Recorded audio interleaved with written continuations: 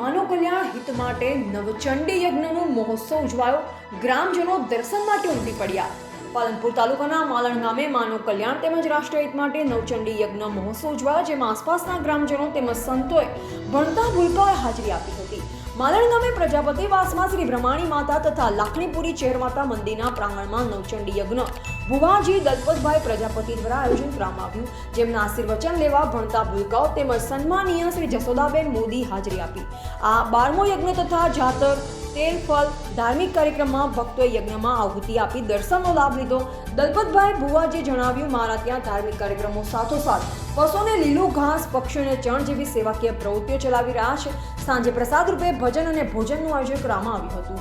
Reporter Bhikhabhai Sipai, MD news Gujarati, Banaskantha.